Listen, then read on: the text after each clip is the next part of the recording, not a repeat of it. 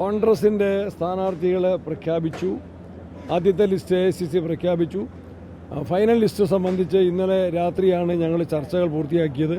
ഇന്ന് വൈകുന്നേരത്തോടെ അഖിലേന്ത്യാ കോൺഗ്രസ് കമ്മിറ്റി ആ ലിസ്റ്റുകളും പ്രസിദ്ധീകരിക്കുന്നതാണ്. ചെറിയ അസംതൃപ്തിയുണ്ട്, പക്ഷേ അതെല്ലാ ഇലക്ഷനിലും ഉണ്ടാകുന്നതാണ്. ആഗ്രഹിക്കുന്ന എല്ലാവർക്കും സ്ഥാനാർത്ഥിത്വം കൊടുക്കാൻ കഴിയില്ല.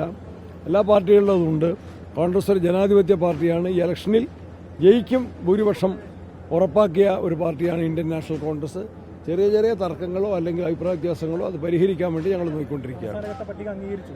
അംഗീകരിക്കുന്നതിൻ്റെ നീക്കങ്ങൾ നടക്കുകയാണ്. അത് പ്രഖ്യാപിക്കേണ്ടത് AICC ആണ്. ചില നിർദ്ദേശങ്ങൾ കൂടിയാണ് അയച്ചു കിട്ടിയത്. പുസ്തകത്തിൽ അതിന് മുഴുവൻ പറഞ്ഞില്ല. ചില നിർദ്ദേശങ്ങൾ അയച്ചു കിട്ടി. ഞാനത് പ്രതിപക്ഷ നേതാവിൻ്റെയും കൂടി പരിഗണനയ്ക്കായിട്ട് അയച്ചിട്ടുണ്ട്. അതിപ്പോൾ അവർ വിത്തിൻ മിനിറ്റ്സ് അത് പ്രതിപക്ഷ നേതാവുമായിട്ട് സംസാരിച്ച് കഴിഞ്ഞിരിക്കുന്നു. അദ്ദേഹവും ഇതുപോലെ തന്നെ ഞാനിപ്പം ഇരിട്ടിയിൽ എൻ്റെ നിയോജകമണ്ഡലത്തിൽ നടത്തിയതുപോലുള്ള ഒരു ഗംഭീരമായ റോഡ് ഷോയിലാണ് അദ്ദേഹം പറവൂരിൽ. അത് കഴിഞ്ഞ് ഞങ്ങൾ അതിനെ സംബന്ധിച്ച് ചിലപ്പോൾ സംസാരിക്കും.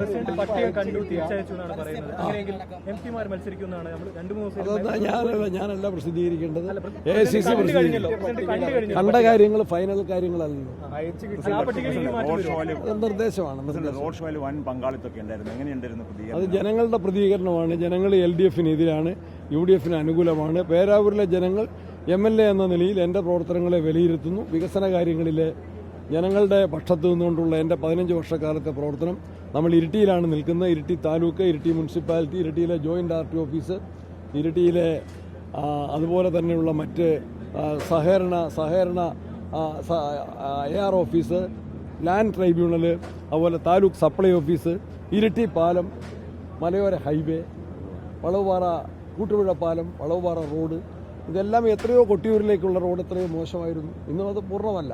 കച്ചേരിക്കടവ് പാലം, ചുങ്കക്കുന്ന് പാലം, തൊണ്ടിയിൽ പാലം, അങ്ങനെയുള്ള എത്രയോ കാര്യങ്ങൾ പറയാൻ സാധിക്കും. ഹയർ സെക്കൻഡറി സ്കൂളുകൾ ജനങ്ങൾക്കൊപ്പം അവരുടെ സുഖത്തിലും ദുഃഖത്തിലും പങ്കുചേർന്നു. ഒരു MLA എന്ന നിലയിൽ നിയമസഭയിൽ ഏതാണ്ട് എല്ലാ ദിവസങ്ങളിലും ഹാജരായി. താലൂക്ക് വികസന സമിതി യോഗത്തിൽ പങ്കെടുത്തു. പട്ടിക ഞാനല്ല പ്രസിദ്ധീകരിക്കേണ്ടത്. പട്ടിക ഞാനല്ല പ്രസിദ്ധീകരിക്കേണ്ടത്.